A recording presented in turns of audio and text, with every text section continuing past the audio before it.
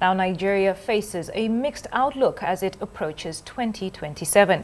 The economy shows signs of recovery with growth supported by services, non-oil industries and rising oil production, though inflation and poverty remain pressing challenges. Security remains a key concern with insurgency, banditry and kidnappings, stretching resources and prompting cooperation with international partners. Politically, the ruling APC has strengthened its position, while opposition parties like the PDP, Labour Party and NNPP struggle with defections, internal divisions and leadership disputes, weakening multi-party competition.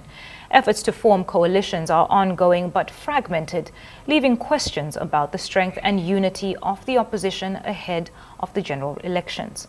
Overall, Nigeria's path forward depends on stable security, economic reforms and political cohesion, which will determine whether growth and prosperity reach citizens in the decade ahead. Well, let's have a conversation on the state of the nation. We're joined live in the studio by Ememobong. He is the National Publicity Secretary of the People's Democratic Party. Welcome on Daybreak, Mr. Ememobong. Good morning. Happy New Year. Now, let's start from what looks like a courage, something like shifting politics away from governance, with the climate statements the president did make yesterday at the Abu Dhabi Sustainability Week. He has said that the climate action must align with the renewed energy transition program, and he had also shown the investment appetite on this climate deal towards the net carbon emission against 2060, and also indicating that now trade would now be on Nigeria's own terms, that extractive merchants should now bring value to the Nigerian economy. Do you think that is the way to go? Well, truthfully, you know that with the energy transition debate, where Africa has a position with regards to energy justice, energy equity, I mean, that line is commonplace, is popular. But we're hoping that we see beyond the rhetorics. We see the president bring life to these aspirations. And you see, when you're speaking in a foreign land and you're pushing the rhetoric, we must back home be able to see the commensurate work that provides the basis, the foundation for that rhetoric, so that it doesn't just end as a discussion, a position paper, and a posturing there. Because when you look at where we are in terms of energy, and you look at what we need, the deficit between what we need and what we are producing, and you look at the fact that we are having the collapse of our national grid almost as regular than public holidays. In fact, I think it comes more regularly now than weekends. So you're going to begin to ask yourself, between the rhetoric, the aspiration, and if we want to be fair to the president, you begin to speak about, okay, beyond the aspiration, what are we doing with converting potential into actual force? So, yes, on our terms, when you get on a negotiation, what would determine whether the negotiation comes your way is your start point. Where are you at the moment? Are you self-sufficient? Are you capable of matching the other party, on different terms, that the negotiation will now come in your favor, which is why negotiations are not always, people prepare very well for negotiations so that you're on a balance as you get there. So we would be glad to see the negotiations about energy transition and people bringing value, so that we don't just export the crude materials like we're doing with crude oil without adding value to it. But I mean, it's an aspiration, noble aspiration. We hope to see how that pans out in real life and how it affects the local economy, how it affects the average Nigerian, so that people are not just speaking about things that sound good to the ear, that are good sound bites for the news, but things that are good for the average Nigerian who is living in Nigeria. Now, moving on from negotiation to actual agreements, that Sustainability Week event has seen a lot coming out of it. So Nigeria has signed an agreement with the UAE for Nigerian exporters to have duty-free access to over 7,000 products in that part of the world, which is a sort of a foot in the door for Nigerian manufacturers. I'd like your view or your take on this latest development. Again, that sounds very good, that you have an open market to go into and exports free. But you're going to ask yourself, how's the manufacturing industry doing back home? Because when you're looking at exports, you're looking at manufacturing at home and taking it there. So in terms of power, which we've just spoken about, there's absolutely no way you're going to have the capacity to do manufacturing without power. And the cheapest source of power is usually the public power. How available is that public power?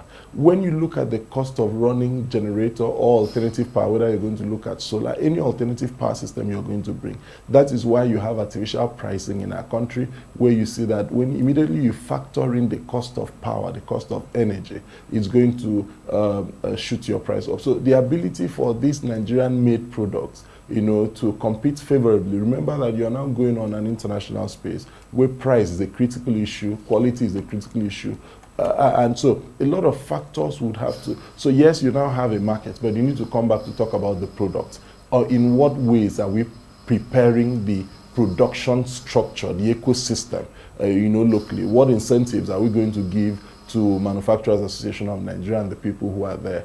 Who are we looking at? Are we looking at the big players already? Okay, even if we're looking at the big players, how about the support system, which is going to be the base of the pyramid? How do we factor all of this in? Are we using the Chinese model where you're looking at small cottage industry? Then you now have the middle people who are the middle companies who are able to aggregate the small and begin to interact with the larger community. I mean, it's a whole lot of work that has to be done beyond just the agreement. We see in a country most times where government starts from the top and comes down. So what preparations were made in the past two years that this administration has been, in preparation for this agreement? So now you now have an agreement, you are now going to have to be scouting for people who can benefit from this agreement. Rather, opportunity should always meet preparation, not vice versa. So let's have a situation where we have a prepared, base that can accept what is coming. So good aspiration again, but like you said, we need to see how this fits in. How many manufacturers are going to have the capacity to be able to take benefit of this?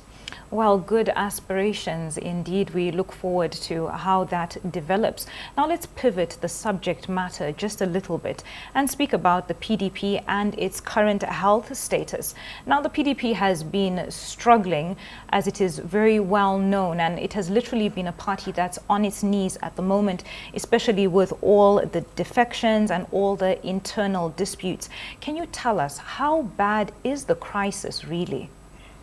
Well, clearly life is a curve, and that's how we see it. So, and when you see a curve, it starts down, it goes up, then comes down again and continues that way. So we started from a point like every other political party in 1998 where we had nothing, and the people invested their trust, hopes, and aspirations in us. And we had governors. At that time, we came out as Nigeria's dominant party. We won the presidency, won majority of governorship, won elections across the country, and began and ruled for 16 years. Then we had a slope. And so from 2015, the party has been on a slope. And so, but what I can tell you is that immediately you hit the bottom of the slope, the next movement is up.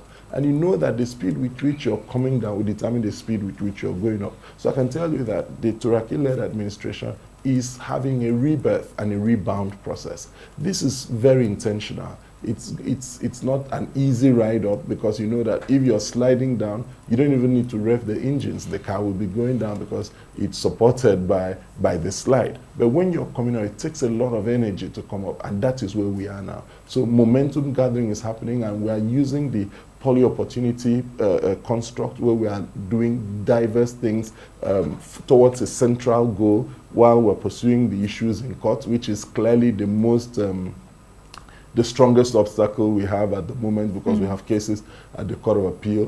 While we're pursuing that, we're also doing mobilization. We're also reaching out to key demographics like the young people, the women, and we are meeting with them. We are talking with the people on the ground. We are building back again from the base. Yes, we agree that the qualitative voices in our party have left, which were the people who were made by the quantitative voices, because people are made by the quantitative votes of people. But I mean, you do know that in Animal Farm, where you know that all animals are equal, but some are more equal than others. But when the quantitative aggregated and made the qualitative, most times the qualitative ignores the quantitative and begin to think that they made themselves. And so we're approaching a situation where, you know, like in 2023, we won elections in some states that were controlled by the opposition. And so we're coming back to say that, look, we're going back to the people. That's why it's not a coincidence that our name is People's Democratic Party. So we must take this party back to the people, and that is clearly the agenda that the Turaki-led administration is doing, and that's where we are.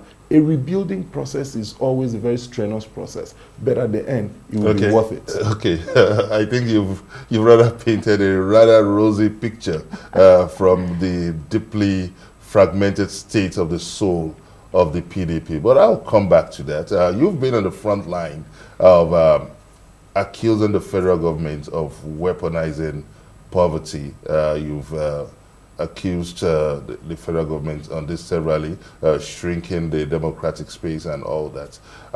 Now, we come to the elephant in the room, which is the tax reforms. You've said that that the federal government should not further tax hunger and poverty. But the reality, the federal government have said that this draft is a way towards economic growth, inclusivity, and shared prosperity. When we look at the details of these tax laws, it shows that some percentage of the people are going to be taxed on a lower rate. Can you respond to this? Because we need some more clarity on this matter. Yeah, clearly, when you look at the tax law, the first thing we speak about is that any time where you need to enforce your taxes and the percentage is higher than 40%, then it shows there's a problem. Sorry. I think we have the tax breakdown, if we could see it, so that the public could join us in this conversation.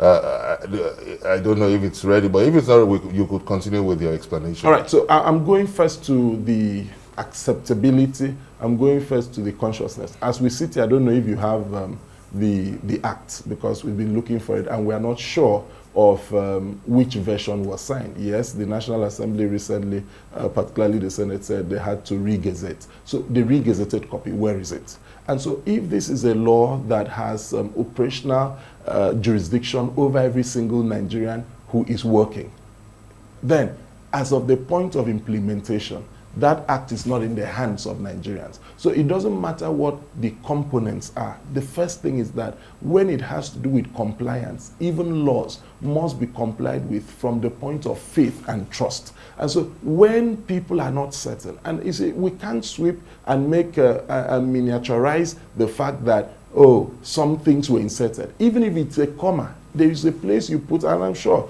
you are masters of the English language, and you know that a comma in a sentence can change the meaning of that sentence. And so we're expecting that the National Assembly and the federal government will come clean to say, these are the things that were inserted, and this is how they were inserted. Now, going to the particulars of it, irrespective of how good, how did we come to democracy? Go back to Greece. You would remember that the concept of democracy was the direct participation of people in their governance. And thereafter, you now had selection of people who are elected by the people. So that is now delegated representation. And therefore, the delegated representation must at all times be at sync with the people they are representing. To that extent, now, so if our legislative houses, especially the House of Representatives, Abdul Samad said that there are discrepancies between what was passed and what has been gazetted. That alone calls to question the practicability and implementability of that act. Now, when you go to the fact that, yes, there is need, no one is denying the need for the harmonization of the tax regime. Absolutely not. No one. But when you look at it, and again, there is this new tax regime is an amalgamation of several tax and finance acts previously in existence. And that sounds good. But you see, there are times when you don't just start an engine and run with it. You start allow it to warm and get things to happen. So If you go on the streets and ask the average Nigerians who have the duty to pay these taxes, and I go to the issue of enforcement, if you have to enforce and you have to put your energy in enforcing more than 40%, then it shows that there is either a huge trust deficit in the system or the people do not believe in it. Because what is the system of taxing? People want to be sure that when they pay their money, that money is working for us. And at this point, if you do an independent analysis, and I'll ask that you do it, you see that there's a huge trust deficit already in existence prior to the tax law, and with the information coming from the National Assembly, it has exacerbated that trust deficit. And therefore, what we were calling for was to say, can we delay this a bit? Can we delay the implementation, sort these issues, and can we have an aggressive sensitization where the people will respond to it? Let me come in here in the interest of time. It's been reported this morning that the federal government is spending $750,000 a month in Washington, D.C. to shape Nigeria's narrative as well as counter separatist narratives in that part of the world. As a Nigerian, how would you react to this news? Just in fact, the way you kept your lips when you were mentioning the amount, I can use telepathic communication to know how you even feel about it. I mean, it doesn't matter what I feel. I'm just posing a question. No, it does, because away from doing your work as a journalist, you're also a Nigerian. And so to that extent, so imagine how the average Nigerian who is struggling to feed, imagine how the small businesses who are struggling are feeling. And so you don't need to, and incidentally, the NIPR will be presenting the perception index, which is a huge study that has been done. You do not need to fund narratives, but you can, I mean, these are lived experiences of people. The Nigerians in the United States come back home, Nigerians in London come back home, Nigerians all over come back home. And the perception they exude, and again, we live on social media. So every day, when you aggregate, if you use AI and you check the perception of any place, you're going to aggregate the individual perceptions of people. When you aggregate that, it forms the general perception. So it doesn't matter what you're funding with PR, if you do not get the lived experiences of people to reflect that, it is going to show, it's going to be a wasted experience. It's going to be going down, huge resources going down the drain without anything. The best people who convey the perception of a country are the citizens of that country. And immediately things are working well in that country. So for example, I at the last MBA conference, the Minister of Interior was asked to make a presentation. I clearly saw the divide. People, the lawyers, they applauded the minister for his work, but they did not agree with him defending other parts of the system. I mean, that was clear-cut. People can perceive there are ministers in this country who are working, and when you get to that point, they don't need to fund the narrative. They don't need to get 600 people working on social media for them. I mean, that is any artificial funding or any artificial insertion that tries to change narrative usually doesn't work. Okay. The best thing is to get your citizens to feel good, and they will transmit that feeling to the world, and that forms the perception. Okay, you've spoken a lot about a negative perception and a wrong narrative being put out there. What is the PDP actually doing differently to stop this bleeding before 2027? We're holding government to account, because at the base of narrative is the action of government. Remember that the narrative is a result of action, reaction. Then you have the narrative. So how is government acting? Okay, we attended, I think it was a spokesperson conference, and the Minister of Information, my big brother, was speaking about how the citizens are abusing the country. And I said, well, I agree with that, but can we go back to when the country itself has abused the citizens? And at what point did it start? So when you're looking at it, the perception comes from an interaction between the government, the people, the processes. So okay. So if you enter a place, for example, like I came into this studio and I was warmly welcomed, and someone gave me a seat, and someone touched my face a bit, and I'm sitting in front of the, and things are just working. There is absolutely no way you're going to ask me about our rights. I will be speaking by my lived experience. Okay. But if as at the time I came, even your gate man annoyed me, then I'll have to say it. Thank you so much indeed. for your contribution, Mr. Ini Ememobong, the National Publicity Secretary of a faction of PDP. We'll get to know which one is there's no faction. There's no faction. We're getting to that but thank you for the insight you've made on a more sincere note, for making our time to be part of the live episode of Daybreak. That's all we have time for here on Daybreak. I'm Benga Ashu. It's goodbye from me. And I'm Constance Ikoku. It's goodbye for me. I'm Yolanda Robert. Please do keep it here on Arise News. The morning show is next. Goodbye.